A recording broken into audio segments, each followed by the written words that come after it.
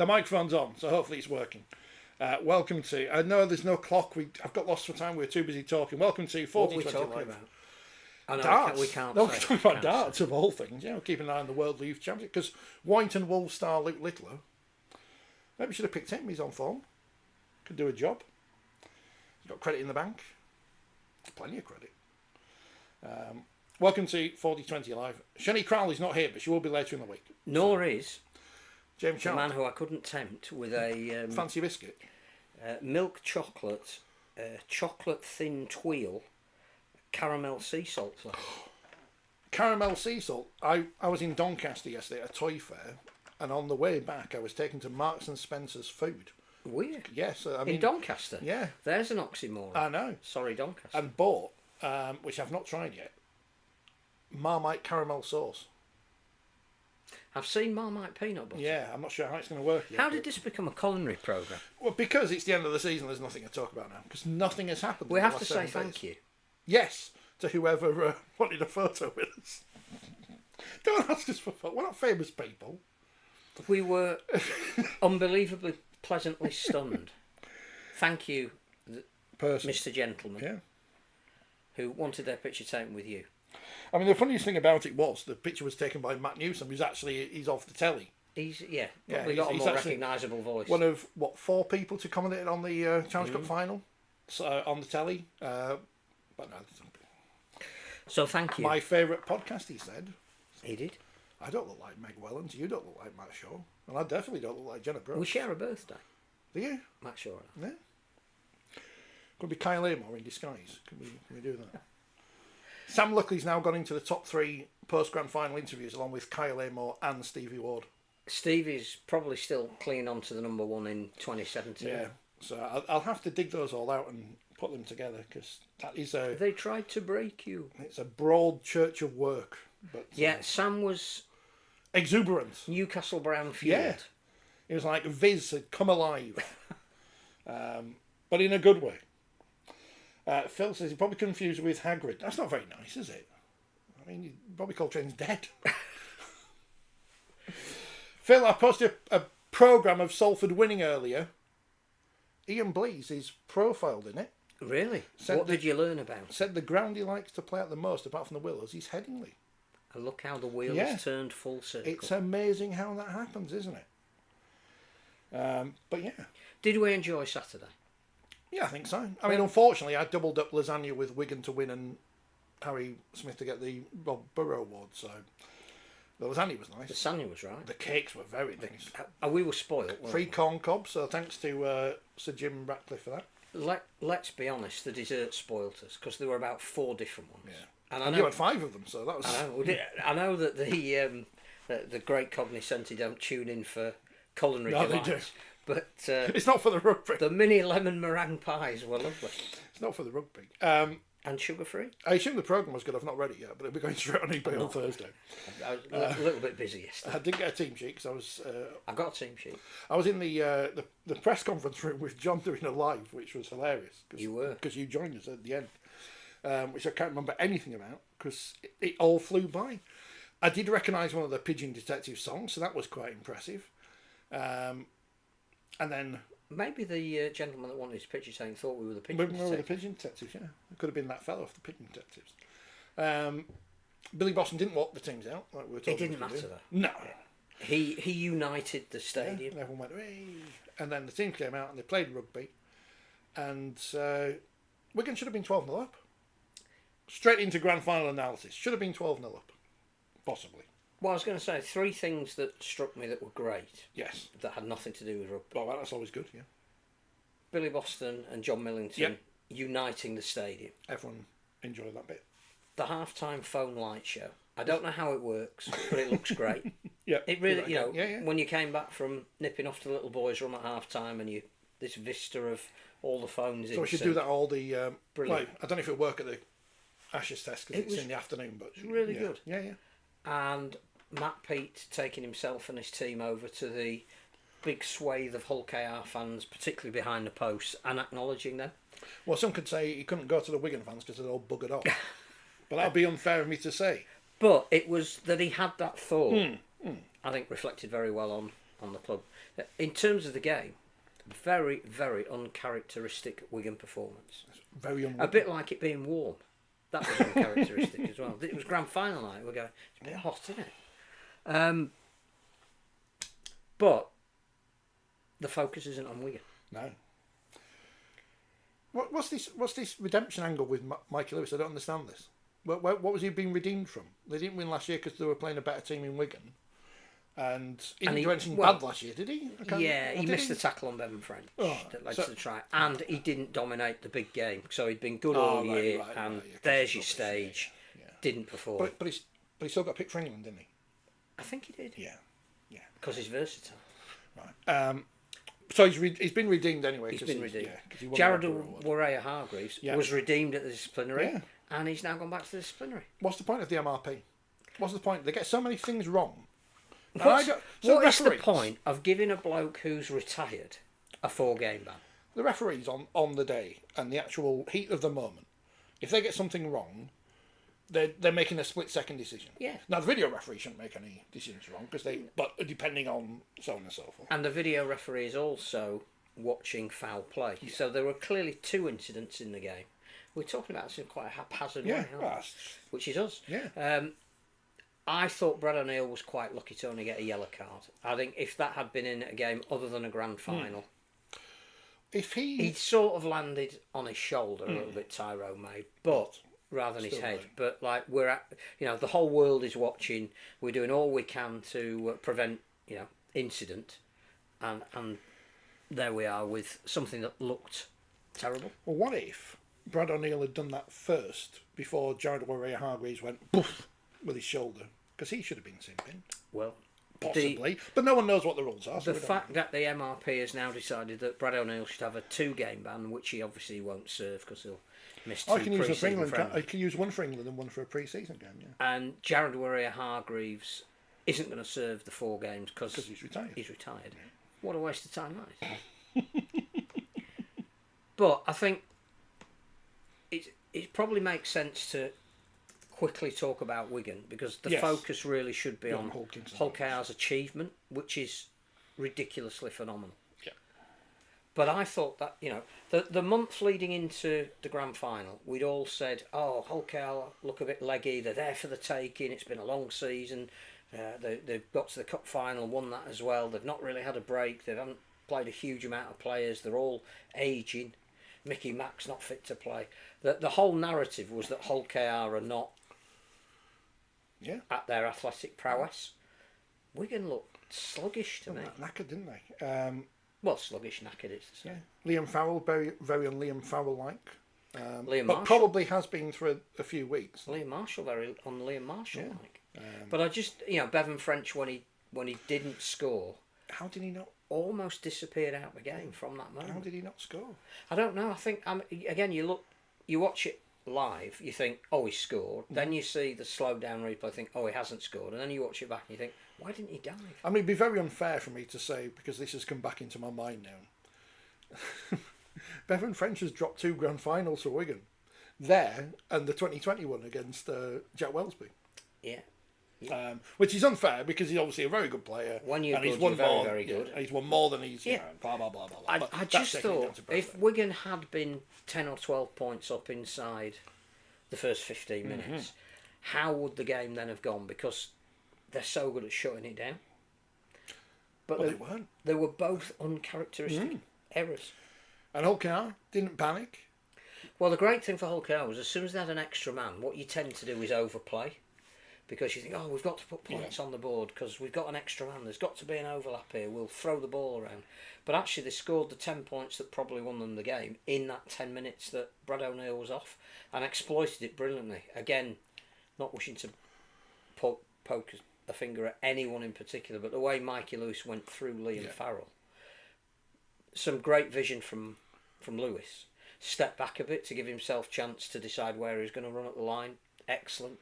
But the contact wasn't what you would expected from Wigan that allowed him to go through the gap. So yeah, an uncharacteristic Wigan performance. And again, not really mentioned because we were so euphoric about what Hull KR has achieved. How do you assess Wigan's season? Well, they've won as much as St Helens. But they've gone from needing a bigger trophy cabinet to not needing one at all. That, I mean, and again, they've been in the end of the season, the last sort of 4 or 5 weeks. You thought that's Wigan. This is why they're favourites. This is why the bookies had them as favourites before the season started. Everybody in the press room beforehand was saying it's hard to bet against Wigan. It is. But they didn't perform in the Challenge Cup, losing at home when they were well ahead. They didn't do enough to win the League Leaders' Shield. And they had chances to. And because Hull KR had that wobbly patch, Yeah. didn't they? Losing to Leeds twice, to Wakefield, whatever. but Hull KR beat them, which effectively meant that although it was delayed, they were going to be the League Leaders' Shield winners. And then in the final, Hull KR made quite a few mistakes in the early stages of the game. I can think of 3 occasions they knocked the ball on cheaply. Great that they managed to defend them, but actually they didn't defend them because Wigan had the chance to score twice off the back of them. The Farrell one was just I think again dead set drop, but a lot of people credited Mikey for coming in to shut down Bevan French, but I just think French should have dived. He picked up the ball cleanly. The line's there. I know Old Trafford's got short in-goal areas, but just go low and dive. It doesn't matter who's coming across to get you. They're not, if you're going to put the ball down one-handed, there's a risk you're going to lose it. They're very un-Wigan-like. And now Hull KR are champions. And worthy champions. They've won everything. I think the progression they've had from losing finals to winning them is everything people say about take the lesson and put it into practice. And I think they speak brilliantly when they're interviewed. Willie Peters was fantastic in the press conference.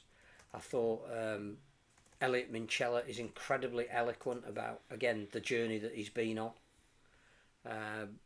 All the players that we eventually got to speak to in the mix zone told great stories. And you could see that the amount of work that had gone into to get to that treble was phenomenal. 9 years ago, Hull KR It's lose just unbelievable. to Salford in Golden Point. Marwan's brandishing his big check on the touchline. Acting like a Burke on the pitch. He's now a nobody. Salford are going into oblivion, although they'll come back. And Hull Kingston Rovers are the treble champions. First title in 40 years. 40 years. Win the first Challenge Cup since 1980. Only the 6th team to do a treble. First new name on the trophy since 2004. It's like everything is... World Club Challenge, hopefully with Brisbane. I think there's a logistical issue about Vegas, but I think Hull KR will want to get it done. And Brisbane want to play it as well. I think Hull KR are going to find the beginning of next season difficult because clearly if they've got to play Brisbane and then fly to Vegas and then fly back and have a game the following Sunday, they'll have to do some things in pre-season to prepare themselves for it. But I think that game's going to go ahead. You can't give up the chance that you might not get again. Even though they will be the favourites next year to win the grand final again, they might not. They might never get another chance. Even if you play at the MKM Stadium, which was mooted on Saturday night. Well, if they want to make more money... Well, I think they should still get changed at Craven Park and get the bus to the other side of Hull. And there'll be more, which is a perfectly great idea. And you can sell more tickets. There'll be more people who want to go see that game.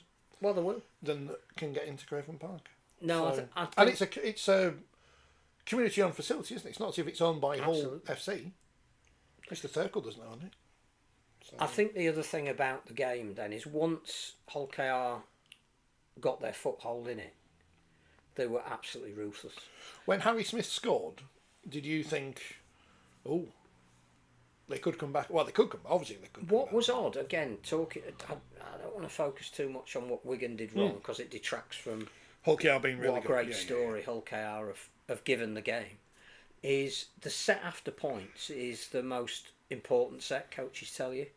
And you would think that Wigan, with all their experience and their ability last year to almost grind teams to the death, they knocked on in the set after points, and suddenly from being 10-6 it's 12-6 because Reece Martin then kicks a penalty, and at 12-6 I thought I can't see Wigan doing enough to come back.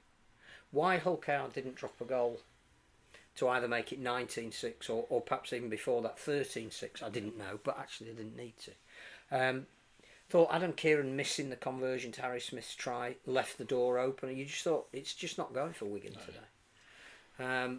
But the performances of individual Wigan players, Hull KR players, is the story. And I got the Mickey McAlorum narrative about how important he is. He literally played about 17 minutes. Thought Litton was sensational. And they looked better when Litton was on. But Litton could have had his nose put out of joint a little bit. Everybody's saying he's been our player of the year, what a great player he is, what a massive impact he makes. And in the week of the grand final, he's told, no, Mickey's fit, you're on the bench. It's like, okay, I'll come off the bench and I'll be one of the most dominant players on the field.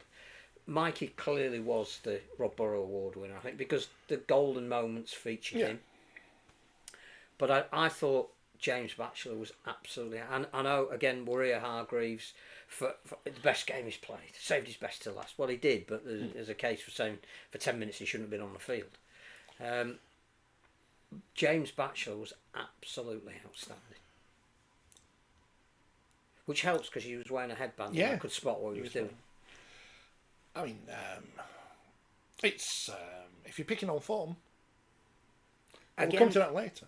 That's interesting about people like Dean Hadley, who again. Is it Dean Hadley? Is it Tony Sutton? We don't know. You have to work it out. We thought, oh look, there's Tony Sutton going in the dressing room. Oh no, it's Dean Hadley going in to congratulate Hull KR, even though he's a Hull fan. Maybe he's going to be the next chief executive of the sport. Who, Dean Hadley? Yeah. Well, he won't be Worse playing, ideas. Won't be playing for England this autumn, will he? Make him executive chairman. He could, if he turns up at the women's grand final or the wheelchair grand final, it's, one up. I thought Soaso Su early on was massive for Hull KR as well. Hiku wasn't as dominant as he has been, but that Jake Wardle, who's been so good in other grand finals, never got a look in. There wasn't an area once Hull KR got on top that I didn't think they were the dominant team. I don't know. I just love the fact that we've got a new name on the trophy. The competition so needed that. The crowd were great. The television ratings have been good. There's a lot of people tuning in because of it's Hull KR and not it's Wigan again. Just brilliant. I can't praise Hull KR enough. Do they win it again next year? Don't even think we need to care about that.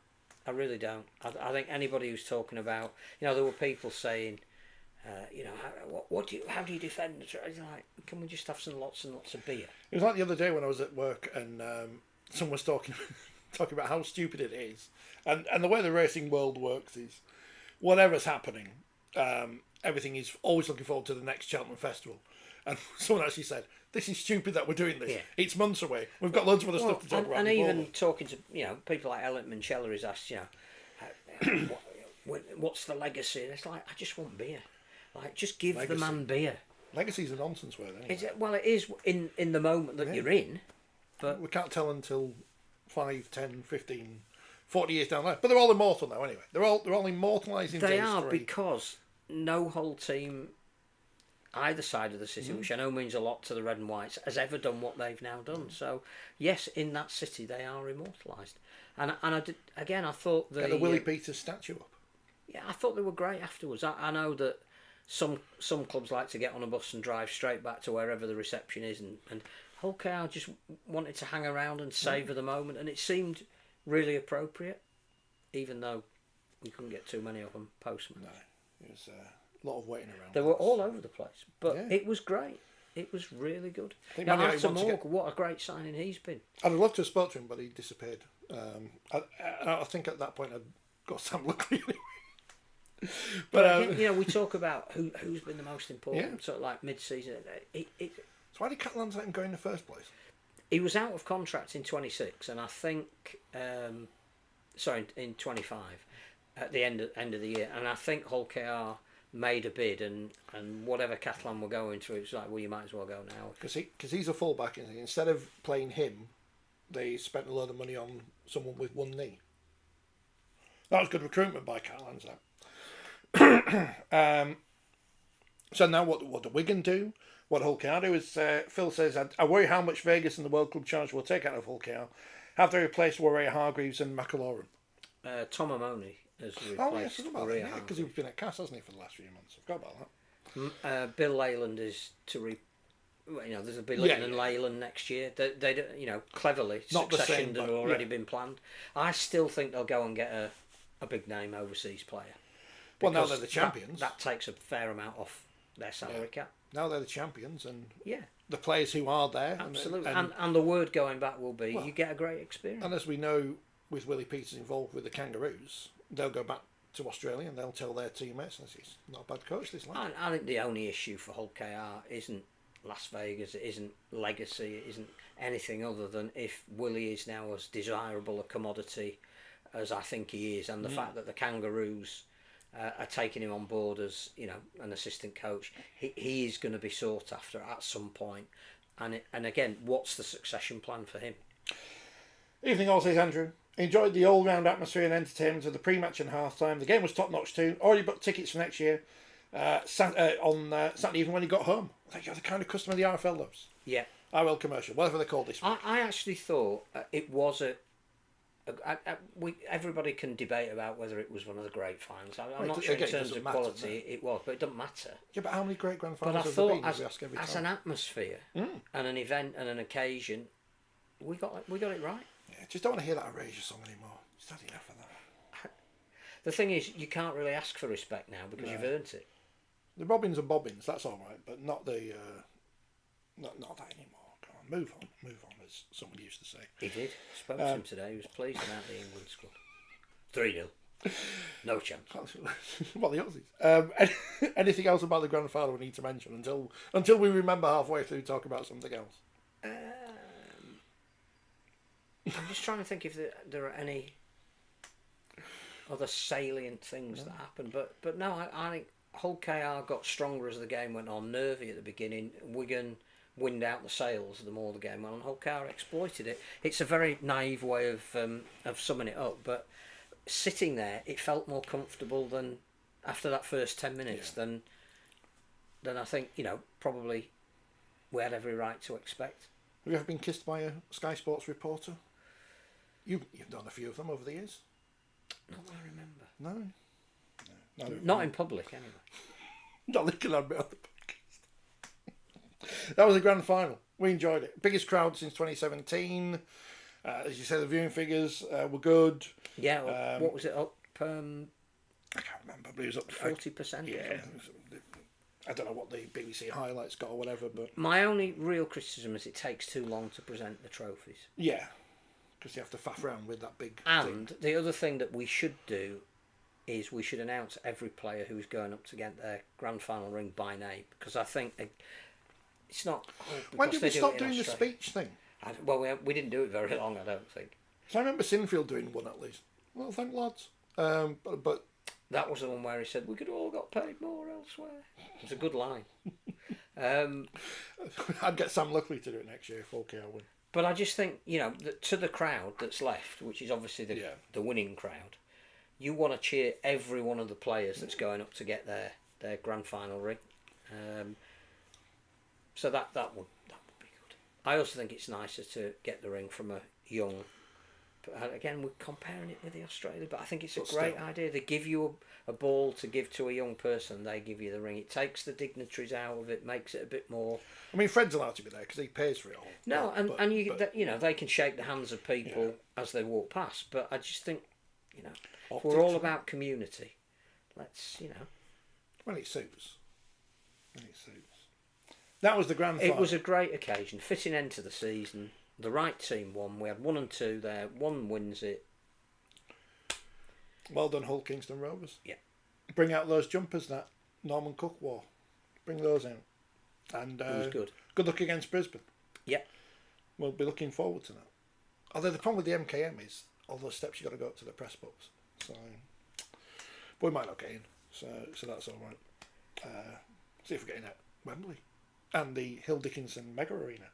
And Headingley, because the Ashes are coming. But before the Ashes, James Roby's left St Helens. He has. Which everyone knew, apparently, but so there you go. He's left the coaching staff. He's still an ambassador. So but he's left. The club haven't said will you go? He wants a different challenge. He's a really interesting guy because whenever you interviewed him, ask me about the game, don't ask me about rugby. I go training, I go home, don't have anything to do with rugby. I play in a game, I do my best. Ask me what you want, I go home, don't have anything to do with rugby. So I think he's got to that point in his life where he wants to try something outside of rugby because he's not rugby driven. And good luck to him. He's got a business management degree. If you were a company looking for someone who was going to motivate your work staff, I'd be tempted to get him in. What was the issue? I'm not saying that Paul Wellens wasn't an issue at St Helens. Just to clarify this before people say, "Oh, you're just defending Paul Wellens because you think he's all right," as all the people on the internet have done for the last few days. But isn't the real issue at St Helens recruitment after they won 4 grand finals in a row, and as we know at all these clubs, Wigan, Leeds, whatever, it's about succession planning and recruitment, and have St Helens had the right recruitment over the last couple of years to continue that run? I know you're losing generational players and whatever. Yeah, I think you can factor that in. What seems to have been the issue for St Helens fans, and you know some quite passionate St Helens fans, is that they didn't play the style of rugby that the fans expected, and there was indecision over their best spine, even allowing for injuries. And I think that's what's ultimately cost him his job. I think in many respects he was handed a little bit of a poison chalice. You know, the person after Matt Busby, the person after Alex Ferguson, the person after Bill Shankly, definitely the 44-day person after Don Revell. Wherever there's been success, there comes a point where you know nobody remembers Wilf McGuinness. Wasn't he the manager that took over from? Well, because Matt Busby was still there. And again, there's a point in history where you need to just consolidate, and you're not going to move forward because there's nowhere further you can go, and you know you're going to have to go backward a little bit to regenerate, and you've got to either accept that takes time, or you'll spend an amount of money that maybe you haven't got on players that you don't need just to keep that success going. And Saints haven't done that. And in some respects, what I feel most aggrieved about Wellens going, because he is going to be responsible for the young generation of players that are going to become their next great core. And it's not that, somebody sent me a message saying, he only played him for 3 minutes, which is fine, but he was the assistant coach when these kids were coming through. He's been part of their development from when they first arrived at the club. So the likes of, Owen Dagnall, who is going to be, I think he's going to be Harry Robertson, who, again, we can talk about who we want in the England team and who we don't. I'd have had him in because I think you need to take a bit of a risk if you're going to beat the Aussies. George Delaney, we know he's got a few, disciplinary things he needs to iron out. Paul Wingfield, George Whitby when he comes in. I just think they've got the makings of a great team, and Wellens will get credit at some point for starting to bring that team together. What he didn't do was be given the time, the space, and as you say, possibly the recruitment, especially some of the overseas recruitment, where they've gone for he's a player that we could use rather than he's a player that will fit into what we're trying to do. The people look back on Moses and Bay and say, was he the kind of player that they needed? And clearly Tristan Saylor, was he the kind of player that they needed? I think Kyle Felt hasn't played well, but I could see he was the kind of player that they might have needed had he not been injured all the time. Been injured. And I think when you lose Tommy Makinson, to go and get one of the leading try scorers in the NRL probably is about the level of recruitment you should be doing. But I think unfortunately for St Helens and particularly for Paul Wellens, he was given the thankless task. And I don't, whoever they go and get, you don't. Which the bookmakers suggest Paul Rowley.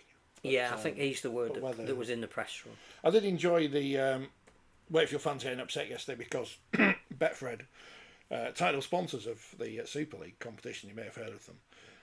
Every competition. That's true. Apart from ABKB. Sent out a thing saying, Dowell Powell 7-1 for the Saints job. Well, that means he's not got no chance of getting the Saints job because he's just on a new contract at Wakefield and he's 7-1. That means he ain't going to get the job. Manager markets, I can tell you this is a non-secret, a huge money maker for bookmakers because no one knows until people do know, then they know.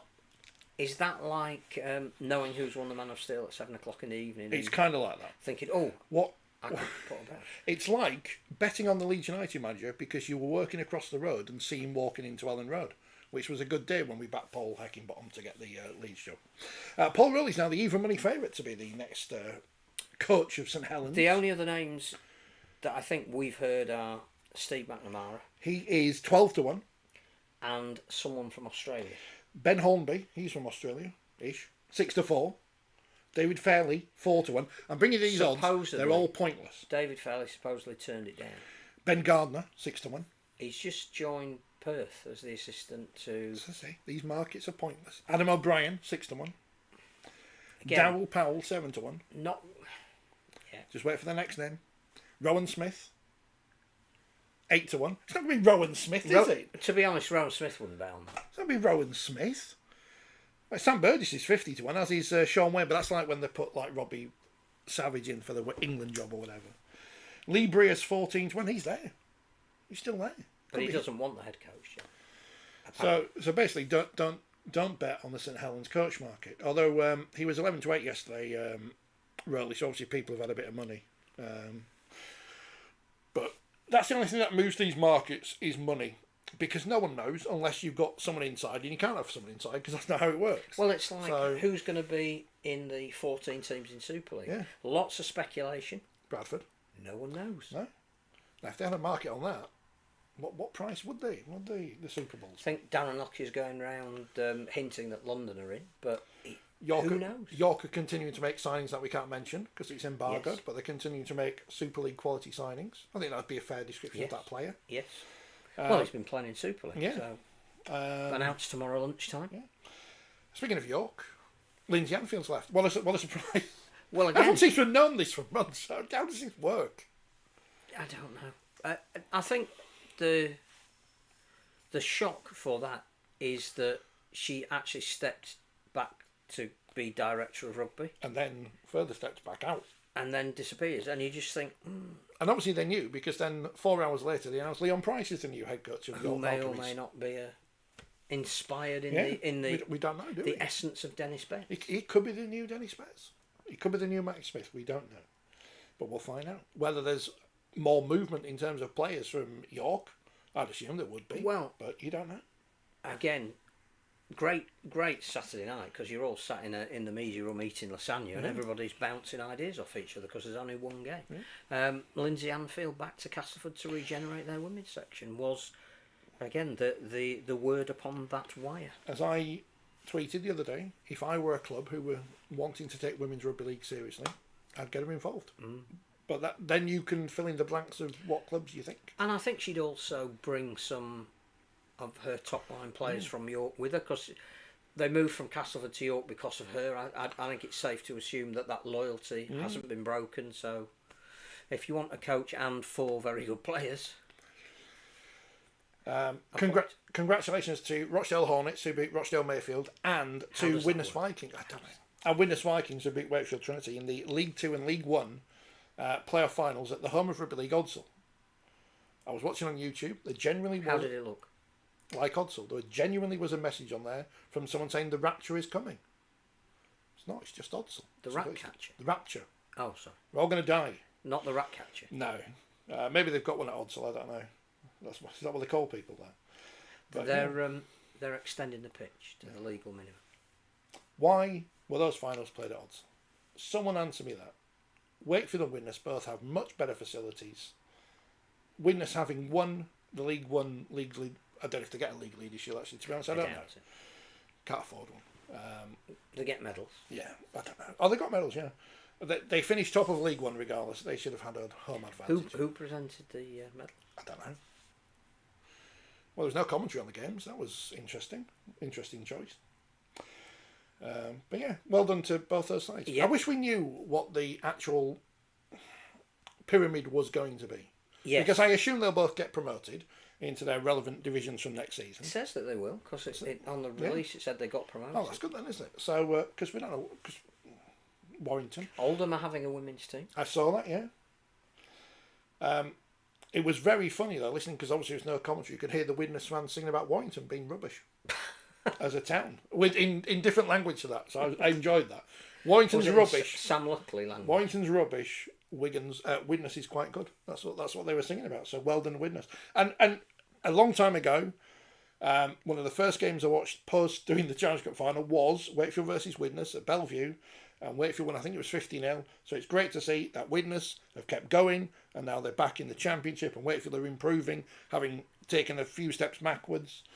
So it's good. It's good. It's good. We just need to work out what we are, because it looks daft when Rochdale Hornets professionals, I know they don't get paid, but the club are playing Rochdale Mayfield, amateurs. But we can't solve this problem. We can't. So, well done to those teams. And well done to the players as well, who played on Friday night for the England Community Lions and then had to back up in the finals. What's that? What? I don't want to take anything away from people, but it's not real international. So it's not, I know it's England. A team of Australians who are just randomly Australians touring with backpacks. So they shouldn't have been playing in a game before a grand final, because this is important, and that's vanity. I feel unfair saying that, because I'm kind of taking away from these players, but I'm not, because it doesn't count. It doesn't mean anything. But how can we have representative programs at that level, but we don't? We don't have England Knights playing, or I think England women aren't playing, are they? I mean, before we get onto the England squad, and here's the crux. An England squad. Here's the crux of the matter. It's this Saturday, isn't it? Yorkshire versus Lancashire at Oldham. Is it? Yeah.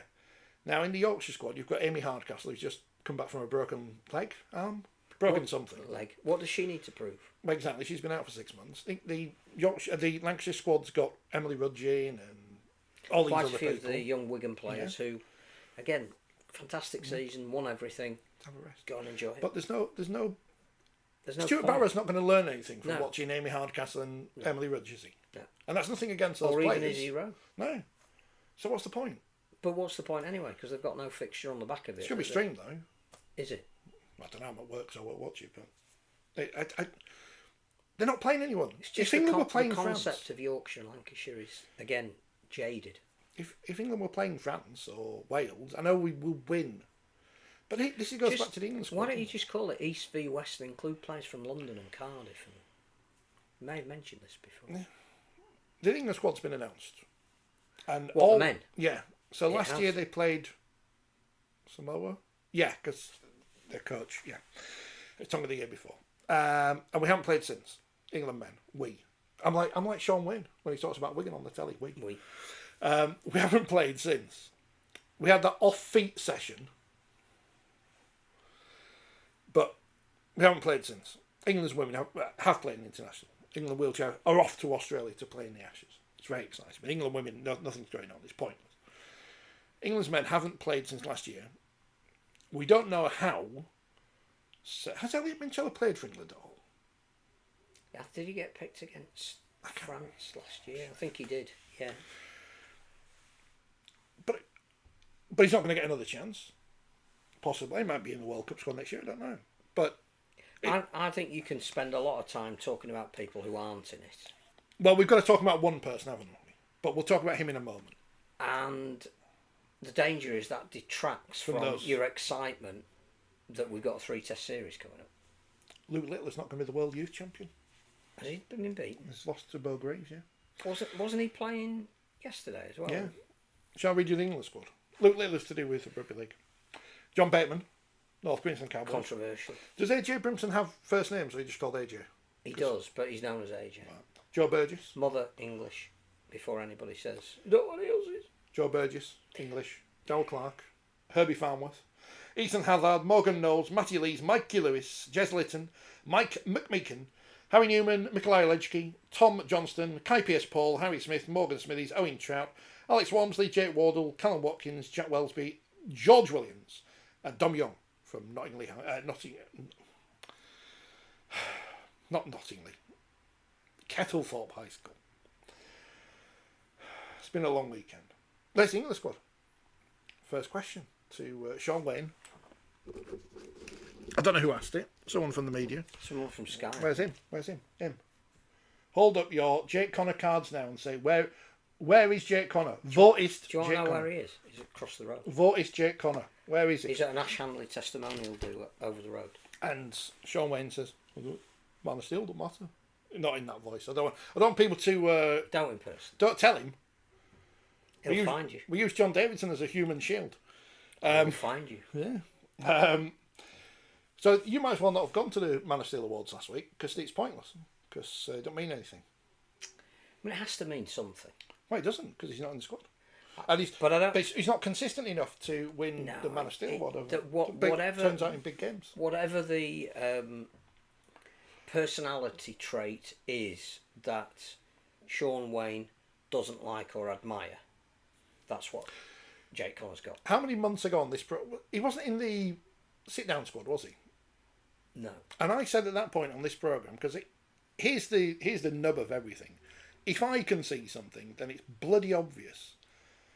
I think there's two things. One is a coach who plays a certain way is going to pick the players that he feels can play that way. So in terms of that squad, if it's a Sean Wayne squad, you're not really surprised. Yeah. It's conservative. It will play.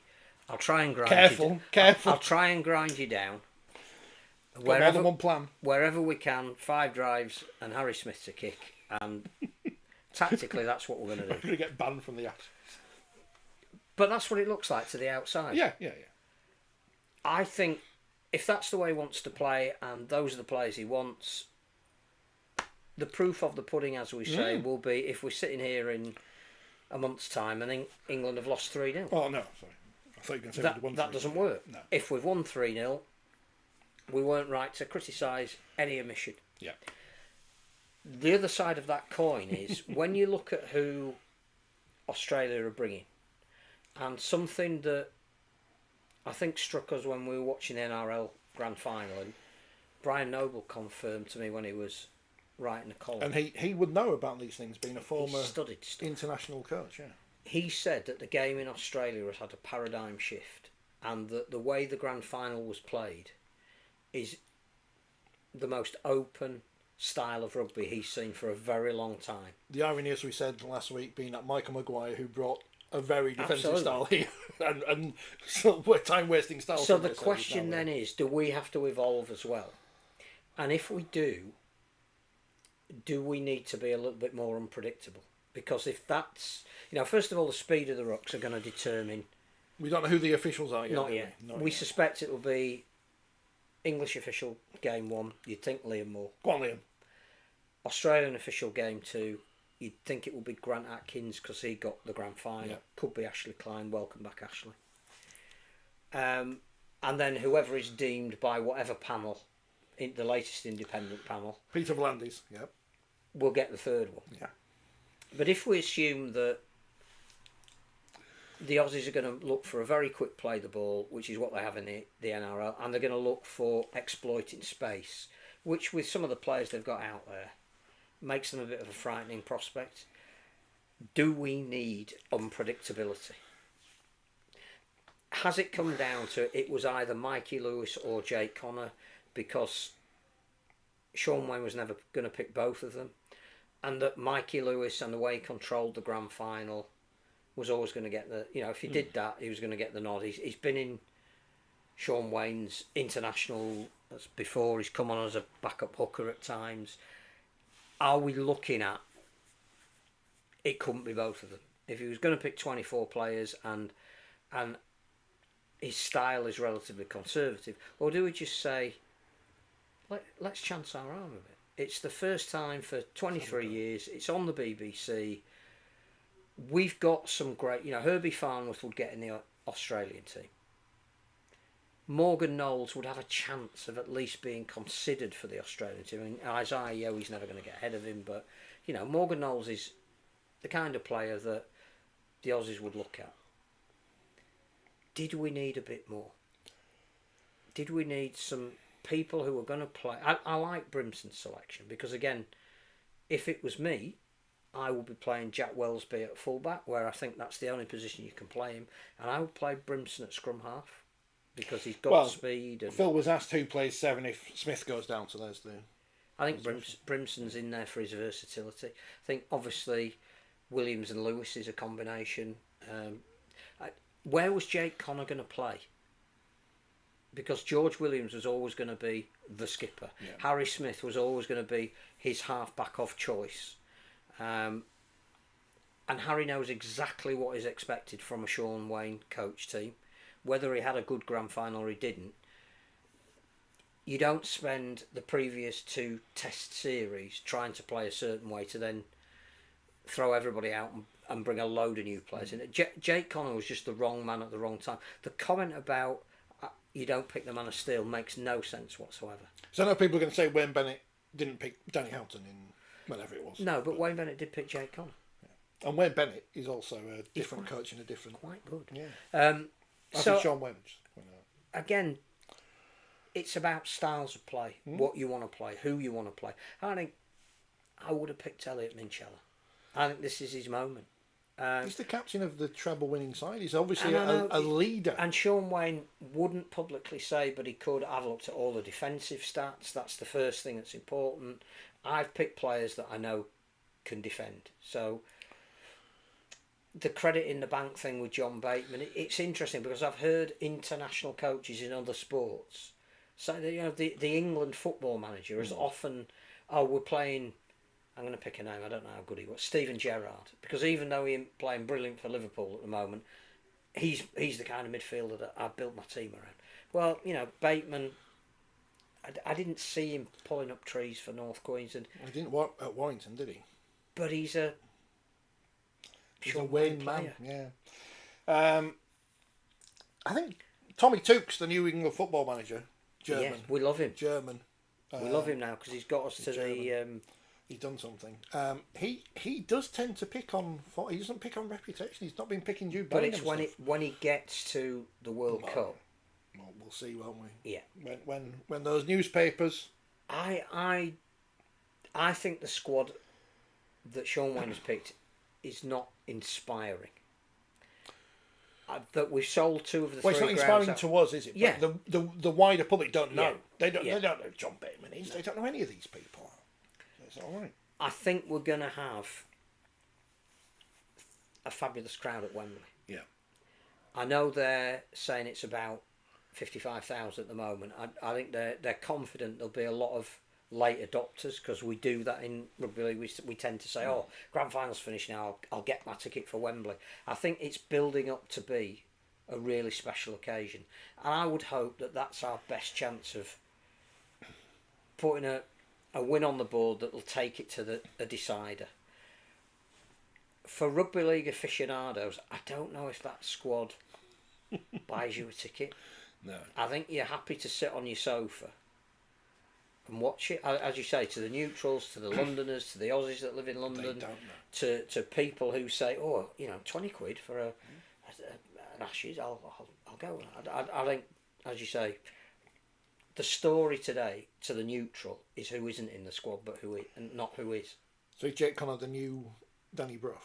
Is that his new role? I think if you're a fan of Leeds, and I don't know many, I think you think this is brilliant because not only does he get a rest and a full pre-season again under Brad Arthur, but he's there to prove people wrong. That's what motivates him. And we've got a World Cup at the end of next year. If I'm Jake Connor, I'm saying if I'm Man of Steel twice, you have to pick me. If I'm the BBC, straight on the phone to him, get him on. At least for the 3rd test at Headingley. He's not a great talker. Doesn't matter. What I would say, it's a difficult one, isn't it? Because we haven't had the Ashes for 22 years. Blah blah blah blah blah. We want to beat Australia. Sean Wayne has been building for this moment. Yeah. He was absolutely devastated. You were there when we didn't get to a World Cup final because he wanted to play Australia. Yeah.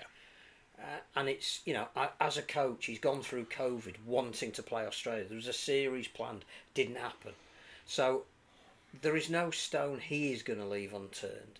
There's no squad he's going to pick that he doesn't think can do him the business in the way he wants to play. So I don't think We could criticise it from the outside as to who we would like. Course, yeah. He's built for this moment. He's picked the players that he think can deliver. Will Joe Burgess even play, or will it be Tom Johnson? Well, I mean, even I was surprised that he was in the squad because I didn't think he'd had a great season at Wakefield. But I've not seen his. But he's a big athletic guy. What am I thinking too far ahead in thinking about the World Cup? Because I've been looking at that with the women's thing, and the way those Origin squads look. It tends to suggest that the World Cup squad next year is going to be, and I don't think England will win the World Cup next year in either the men's or the women's, but the women's squad at the moment looks like, choosing his words carefully, it's going to be a bit of a retirement tour testimonial series for some of those players. I have a feeling. But they've got credit in the bank. So one thing that Sean Wayne said about Jake Connor was he's available for the World Cup. So I suspect that this team is for this moment to win this series, and I think the card he's been playing that England's social media have been putting out is 55 years, making history. I think it's all about now. It's not about the World Cup. The World Cup is going to have people like Harry Robertson, hopefully in the squad, if he maintains his level of performance. I don't even know if Sean Wayne is going to be the England coach come the World Cup. I don't think Sean Wayne knows that. John Bateman's not going to be. John Bateman is not going to. Chris Hill played against. I mean, we're bloody surprised he's not in the squad because he was there at Old Trafford on. He might have done a good job on Radio Manchester. I don't know. But he played last year, didn't he? And we were all saying, but it got the job done. And it may well be that this is John Bateman's. Again, you look at the second. Is John Bateman going to get in ahead of Kai Pearce-Paul? I don't know. But he's in the squad. Because he can do it, and if he needs to change it, and that's he the needs problem to from the rely perception for people. If he needs to say we've lost the first test, I need guys that are just going to, do everything they can in the way I want them to do it. A week later at Everton, Bateman, you're in. You can do me a job. I can see why he's done it, but I don't necessarily agree with it. It doesn't matter what I think. No, it doesn't matter. We can only judge him in a month's time. He might be sitting on this podcast, coming in to say... He's not coming in on this I podcast. told you He's not coming so. in, is he? He's not, unless we move to Wigan. Well, if he wins, I'd go on every single podcast I possibly could. You're all wrong. And just say, what do you bastards know? We don't know anything. But we always say that. I just think it's a shame that all the build-up today has been about... First question, can I ask you about somebody who isn't in? Because he's the man of steel. Because he's the man of steel. Which carries Because he said about form, about consistency, and consistency means, because of the way he's voted on, and again, he's the man of steel. The one thing we don't know is who chose the man of steel. But I'm pretty sure... It's not us.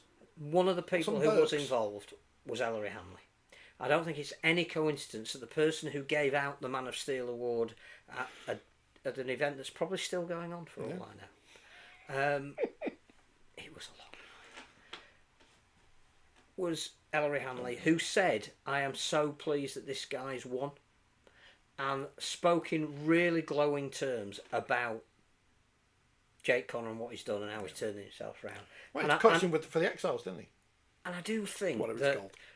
Sean Wayne saying, I don't know who picks the Man of Steel. You do, Sean. I don't know who picks the Dream Team. You do, Sean. So why did he say that? I don't know. That's the make bit sense. that I don't like. Don't give ammunition to people who want it. Exactly. You don't hand a gun to someone who's going to shoot you, do you? If he'd have said, and I don't know if this is the reason, where did you want me to play Jake Connor? I know he's been great. I know he's been versatile. But it came down to... My two halfbacks pretty much know what I want to do. I'm bringing in Brimson, who can play in the halfbacks if I need him. And there's Mikey, who can either play in the halves or back up hooker if I need him. Where was Jake? If I pick Jake, is that a luxury I'm never going to use? If he'd have said that, everyone would have gone, that's really interesting. But he just, Man of Steel means nothing to me. It does. Well, it doesn't mean anything now, so we don't have to talk about it anymore. So they can cancel the awards next year, save all the money. Brian and Jenna don't need to get some posh frocks because they don't need to. We don't need to get home at 1:30 in the morning. Bin it all off. Bin it all off. Awards mean nothing. Bin it all off. Food was nice. Yeah, don't matter. Bin it all off. It was long. Thoughts about this? Ian says that personality trait, which I'm assuming when we go back it might be Was it Jake Connor? I don't know. He's shared by loads of players in the squad, just not the same postcode. It's everyone who's connected Which to is Wigan really is going to be interesting tarred with that because, brush, aren't again, there's only 2 players who currently play for Wigan But- in the squad. There's but- half a dozen others who... But, yes. I mean, I But don't know. I think there are some players who were drafted into the squad, like James McDonald, on the back of a very good system, came through Wigan, who hasn't Dream made team. it. Hasn't made it. Lewis Martin, top try scorer. O'Mila Hanley. I'm not sure. I'm not saying they're good enough to play for England at this moment, or ever maybe. I think. But- I mean, again, break it down by position. You're only going to pick 3 centres. Yeah. So Herbie Farnworth is definitely one. Jake Wardle is definitely 2. Jake hasn't played, I don't think, in those last 2 series, has he? But consistently has been our best centre. Harry Newman 3. Where's O'Mila Hanley going to play? When Harry Newman gets suspended for doing something daft. But you can't change the squad unless somebody gets injured. So again, I sort of get why Hanley's in there. I'm just throwing names out. No, I think Lewis Martin again would have been a really exciting choice ahead of Joe Burgess. But again, he'll say Joe Burgess. I know how he plays. Budgie played for me at Wigan. I know what he can do. Had a great grand final. Well, he scored 2 tries, dropped the ball twice. But we forget about that because he scored 2 tries. So again, how are you going to fit Lewis Martin in as well? I think. Oh, no, I'm you've just. got. I think if you break it down by position, there's a case for a lot of the people that are in there. Alex Walmsley, brave selection, but again, something that was pointed out to me: we don't have size anymore. We don't have a lot of players who are big, imposing front rowers, and they do. They're going to be bringing probably Tino Falmasawi off the bench. He's like ginormous. So Alex Walmsley maybe is there for his 15-minute stint to match fire with fire. Callum Watkins, I think, is a great selection because of his versatility. If you have an issue in a game and you need him to go to centre or he's playing in the back row, he can do big minutes. I think he again epitomised a player you're picking who has been consistent.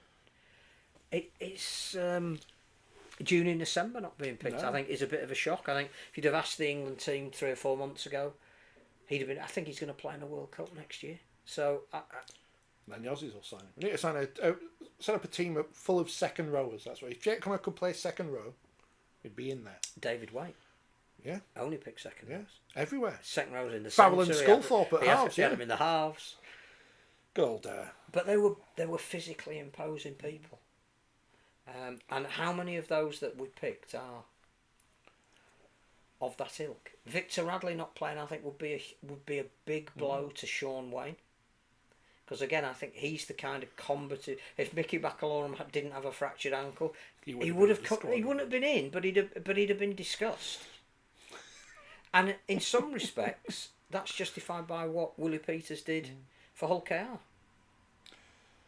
But I mean, if it all goes wrong anyway, if you're wondering who can play 1 or 7, Sam Tompkins will be around. You can strap him up. if it was me, I would have gone a little bit more next generation building for the World Cup excitement machines.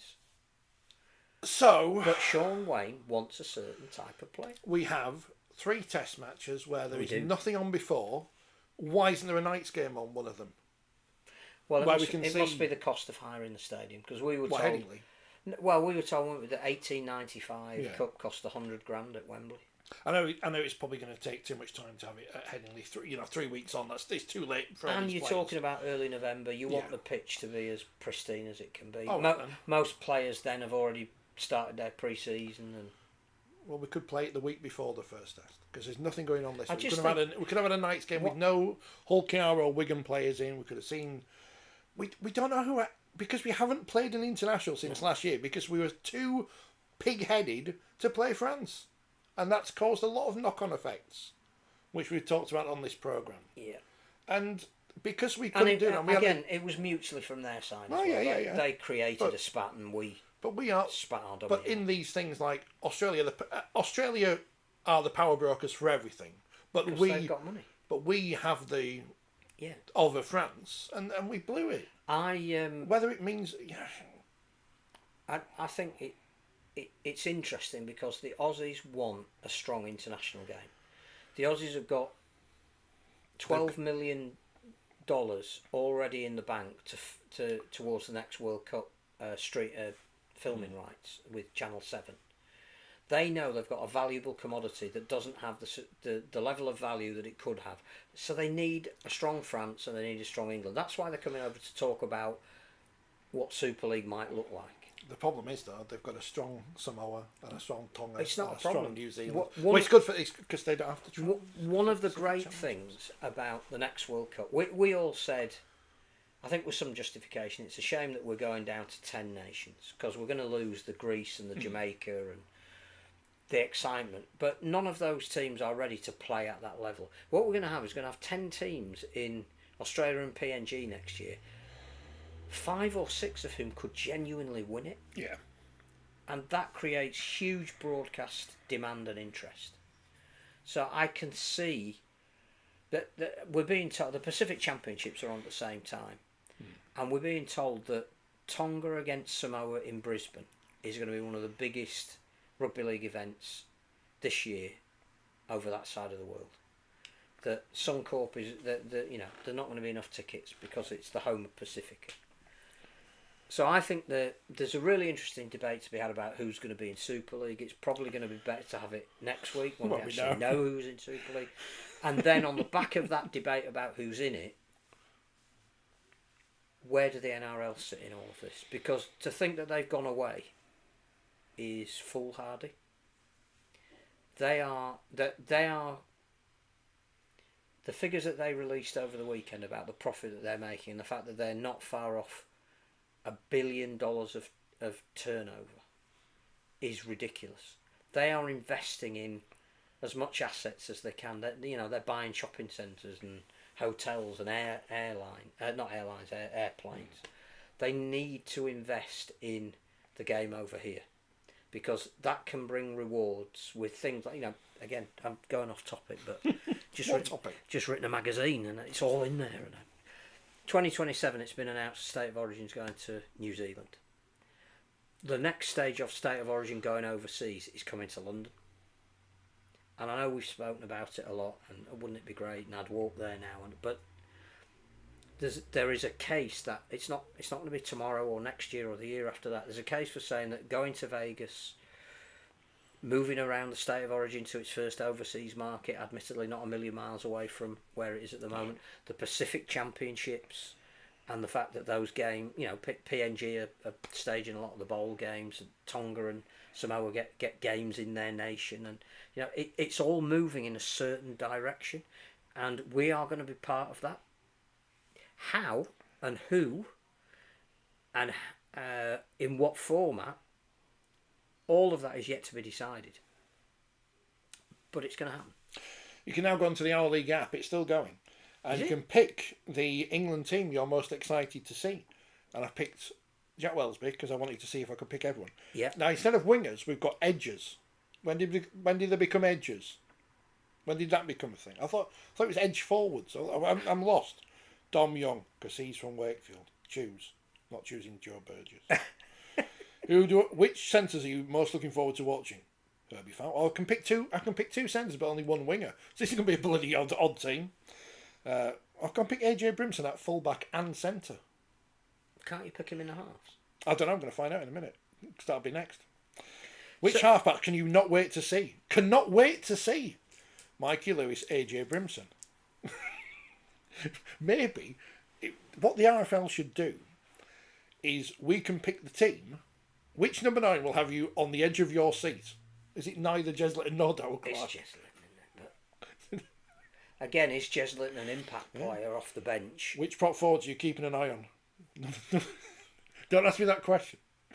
Mike McMeekin and Mikhail Edgecke, because we like them. Because we interviewed them both.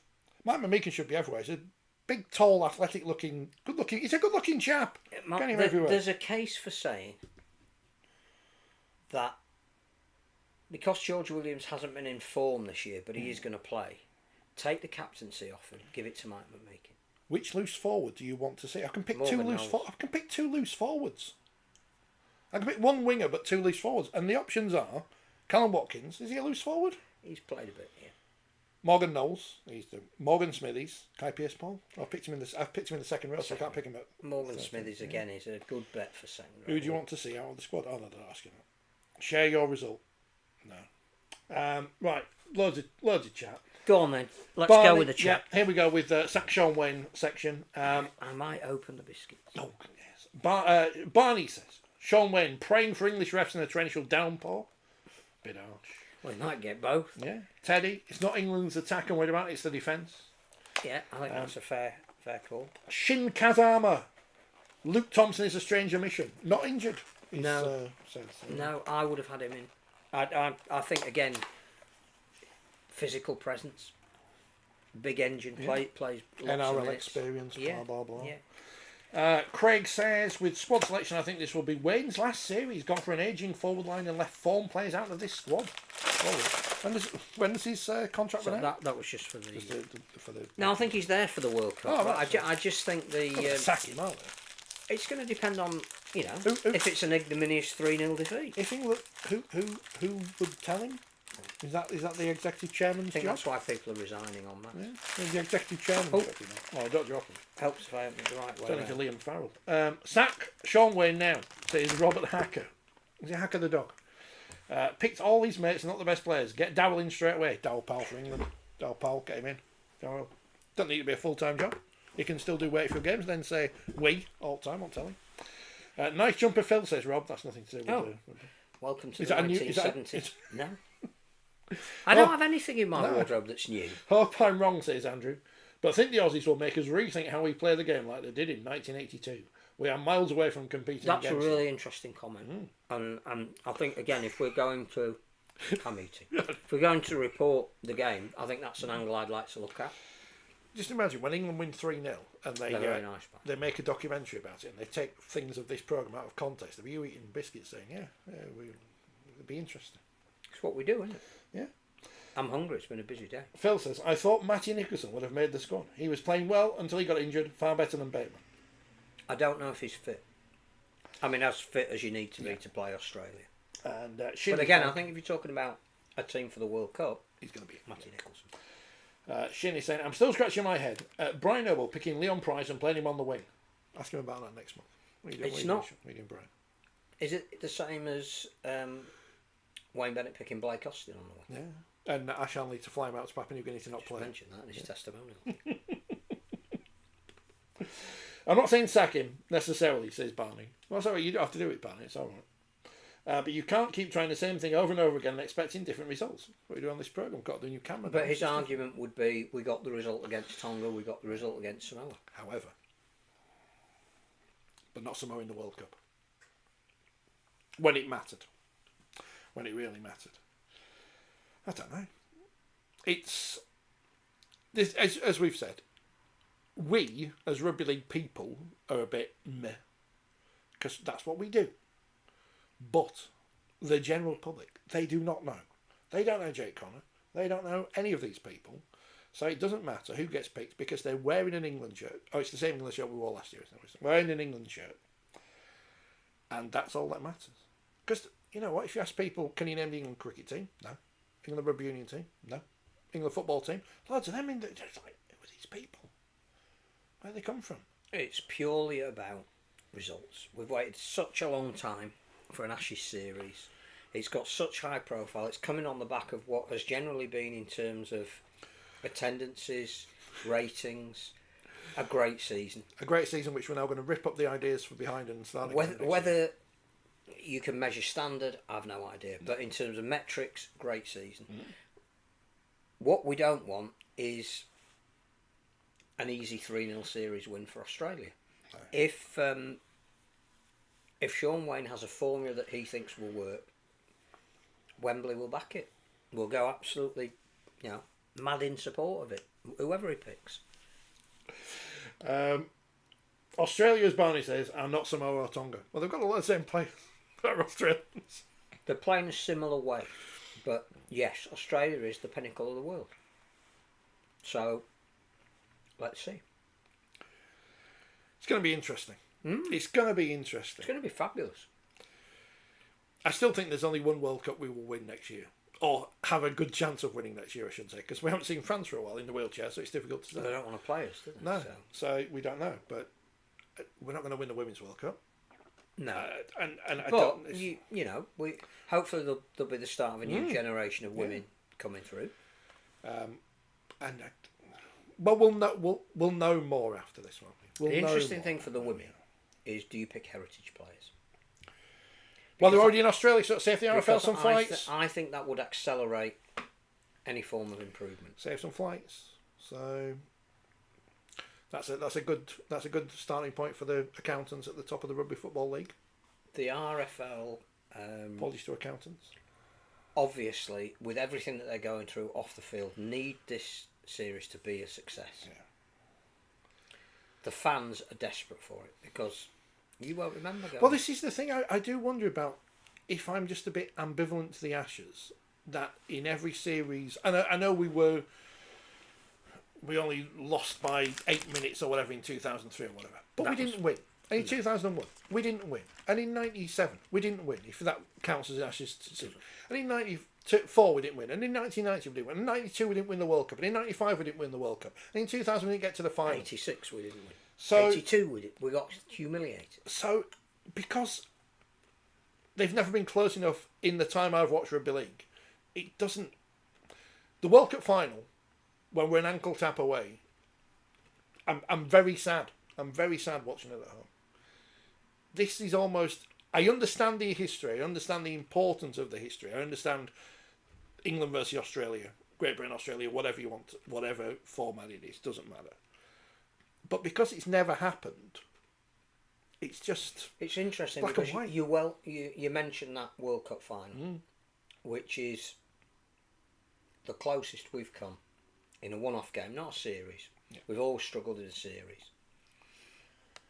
The other thing about a series is that really you don't want the 3 games consecutively. Yeah. For us, they're used to playing 3 big games in close succession. They know how to handle it. We need a tiny bit of downtime because we're not used to playing at that intensity. Yeah. And where we've struggled in previous series, particularly over there in 92 when we had the amazing result in Melbourne, is within 6 days we just couldn't back it up. We weren't used to it. But that 2017 World Cup final, when you go back and look at the selection, you would be justified in saying it possibly wasn't the best players who were available, but we literally were an ankle tap away from winning. Yeah. If we win, nobody will care. No. And again, just because I have nothing to go on because it's so long ago that it was in black and white, it probably isn't on video anywhere. That doesn't mean the general public don't know, because they don't know, because they don't know anything about it. But we can sell it on the fact that it's England versus Australia at Wembley. Everyone understands it. I'm old, as you know. 1978, Test series against the Aussies. We lost the first Test at Central Park. Peter Fox, who was the Great Britain coach at the time, second Test was at Odsal. Picked what was known as the Dad's Army team. All the old guys, all the gnarly... different game I get, but we're going to play, them people. Beat them at Odsal, 18-14 I think it was. Came back to Headingley for the decider. 30,000 in the ground. It's the most astonishing atmosphere, apart from when Leeds played in the World Club Challenge against Manly, that I've ever known at Headingley. Yeah. You couldn't move. If you needed to go for a wee at half time, tough. You weren't going anywhere. You were pinned to a floodlight. Lots of warm feet. Is it raining? And whilst we got whooped to within about the first 20 minutes of the game kicking off, that experience of being in a ground for a deciding Ashes Test that was full was sensational. And if we can get to that, even if we lose, it'll have been a step forward. I can't wait, to be honest. No, the International Rugby League is the pinnacle. It really is. As soon as all I wanted to get away from was Sean Wayne has produced a team, and the first question he's got in the press conference is somebody who isn't playing. Where's Jake Connor? Where is he? Jake Connor who? I think there's a newspaper appeared. You can tell it can fit under because nothing... You could fit one of these. You could fit one of these biscuits on. I hope they've quoted Sam Luckley accurately. It's me 6 pint like. Yeah, cheeky. No, I can't say. Taffy can't say what he said afterwards. Forget the squad for a minute. Yeah. I know it's going to produce days of debate. Until Thursday. Just go to the game. Well, this is the thing, isn't it? Watch the game. As soon as we get to Wembley, if we're allowed in, Sean, if you're watching, sort us out, mate. As soon as we walk in, Door's not. Can't get a ticket. No. Well, can't get a free ticket. As soon as we're in, we'll be there, and it'll be like, and the walkout, anthems, all that. Advance Australia Fair, change the words. I think they still say Gert, don't they? I don't know. They're not young and free because they're not. Because it's, I'm eating all your biscuits. It doesn't matter. But as soon as that happens, meanwhile, back on the people. Gaza says Australian Rugby League is miles ahead of Super League, and the Kangaroos are way ahead of England. Well, we'll find out. I'm now doing the sell job for the RFL. Buy tickets. I've changed my mind. If you offer me Australia -40 for the series, we did beat them, but both halfbacks were in form. Connor deserves to be in the squad. Shot Bateman is in the squad as he's been poor this season. So Ian says surprised he's not picked Hacker the dog with the Wigan link. Give it time. Might be the mascot. He's rugby still about. He must be. There was once a live lion on the touchline. Could eat Reece Walsh. Is he going to wear green and gold nail varnish? I don't know. Is that going to be the question? We're not out the press conference, are we, next week? Because there's a lot going to London next week. Yeah, London are rebranding on Thursday. Are you allowed to say that?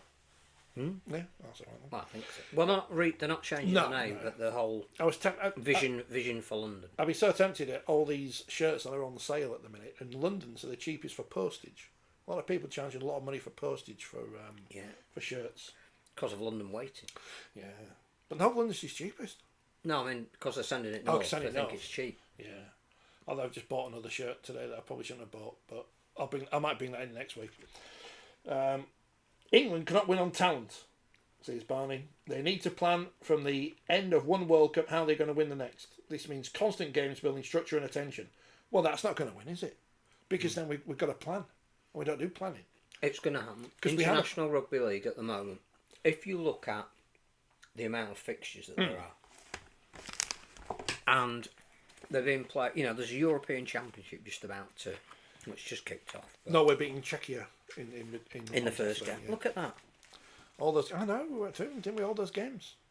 There's been more. Yeah. You went out this week. Since that, Nigeria beat Ghana the other day, didn't they? They're playing again. Yeah. This weekend and next weekend, there's something like 10 or 11 international fixtures. Isn't it great that this is going to be the norm. So England are going to play more matches. But that relies on us actually bothering to do so. If we're not in charge of scheduling it, but somebody else is, if it becomes part of a very big broadcasting deal that our clubs can't turn down, it'll happen. It's good to see Nigeria had, I think, a couple of players from London, one from Sheffield as well. It's exciting, isn't it? Who would have thought? Would you ever thought? No. Women's World Series in Canada with nations from 4 different geographical regions. Phil says, 78 was the first Test series I went to, saw Tommy Radonakis and Steve Nash get sent off. Tommy Radonakis. Met him at the Chain Ball in Leeds. The Aussies always used to stay in Leeds. They love Leeds. Mainly, I think there was a Dragonara hotel.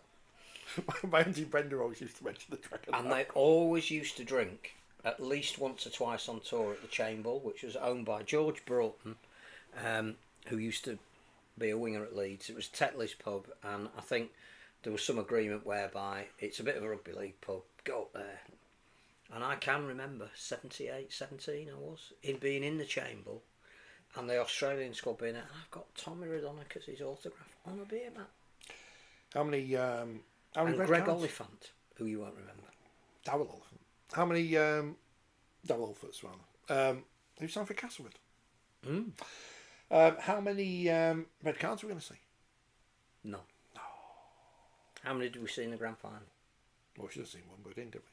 They don't referee differently though, do they? Quicker. And play the balls quicker. MRP is going to be fun. Who's going to be on the MRP? Is it going to be a joint? Yeah. It's going to be like the United Nations. It should be. Is Donald Trump going to head it up? Are the touch judges going to be of a different nationality to the referee? Will there be communication? French people? Well, France are playing Jamaica in a World Cup Oh, qualifier. yeah. That's quite important for them. Then Jamaica play Scotland in Featherstone. That famous time between both.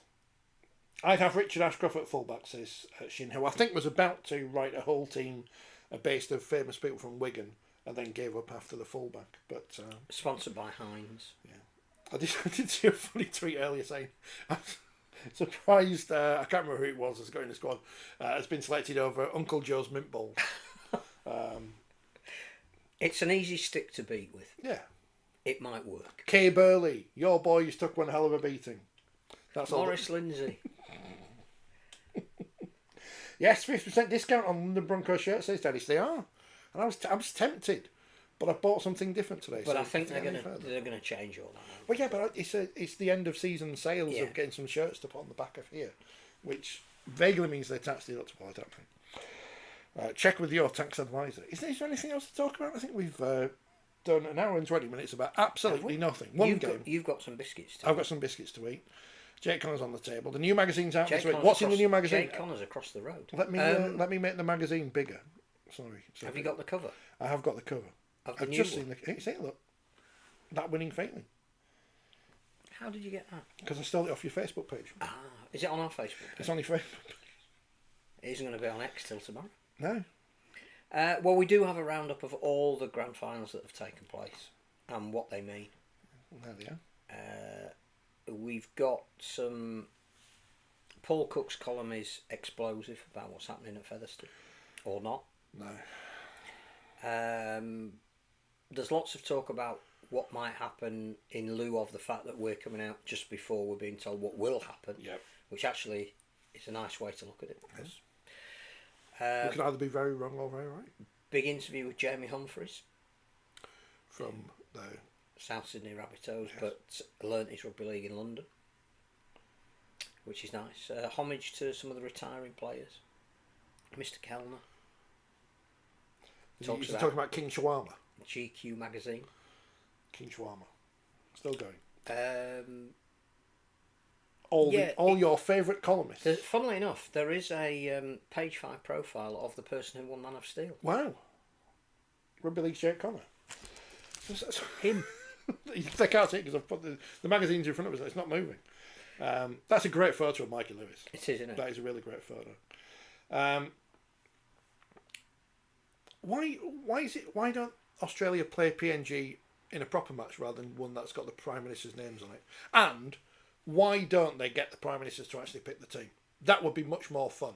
Can you imagine Keir Starmer's England? That'd be great. Well, the Prime Minister of PNG did announce the name of the team for 2028. Oh, the Chiefs. Yeah. Which is good news for us. It's not the other one. Now do your own jokes about it. Who the politicians would pick in their teams. Some would be, England very much in the centre. Very much it's all the power in the centre of the England team under Keir Starmer. All certain. Yeah, maybe a little bit on the play down the right a little bit. Not so much down the left. Uniformity of everything. Other teams very much to the right. Yeah. Very one dimensional. Yeah, well. Joe Burgess being on that bombshell. We're going to get banned. Managed by Ben Cocaine. We're going to get banned. They're not going to let us in. I need another biscuit. They're not going to let us in the ash.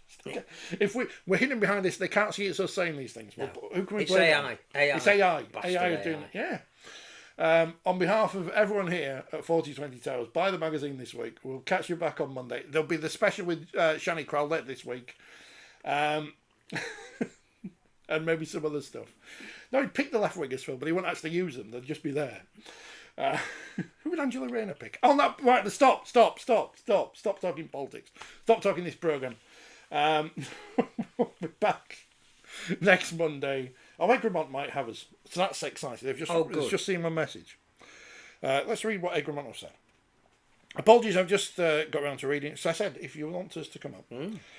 That would be absolutely brilliant. I, for one, love listening to your podcast on a weekly basis. Just one person. Yeah, that is one. Yeah. I'm sure we could arrange something for next year. Thank you for sharing all our stuff. It means the world to us. No, if clubs want us, just tag us in stuff, and We'll do whatever we can. Why not go to Spurs instead of Wembley? Says NH. Because we'll get 70,000 people. Oh, stop sending messages. I'm not moving the picture. Are the Aussie Rugby League fans as keen on this series as us UK fans? TV figures down under should tell us what time will the games be shown down under. Is it going to be middle of the night if it's 2:30? Depends on where you are in Australia as well, isn't it? It's a big place. And our clocks go back this weekend, which always confuses the hell out. No, the weekend of the test, so that always confuses the hell out. I'm not moving this picture. It's just going to stay with us hiding behind Mikey Lewis. It's like Ryan Bailey used to do behind Rob Burrow. Yeah. And on that bombshell. Congratulations to Hull KR. Yes. You were terrific. Well done. You've won everything. Like Wigan women and like Halifax Panthers in the wheelchair. So well done. But not like York. But not like York, no. But they're still making signings. They're still making signings. Well, we'll see you next week and later this week. And what we're going to talk about? Oh, no, we're going to have to talk... Next week, grading. And remember, and I'm pointing and you can't see me, remember, anyone who's telling you that they know what the scores are, I can't say are liars, can I? Because that might be actionable. But they don't. Because no one knows until the day. They know their own score. Yeah, and if they do tell you something, they're being told by someone who wants you to know that. So remember that until they're all come out. I'm saying this even though you are intelligent people who wouldn't jump to these conclusions like idiots. Barney also says nice jumper. What's this thing? He's turning to film jumper program. Do you think Huddersfield will reapply through the 13th and 14th? Oh, turn it off. Just wait till people find out that Bradford are in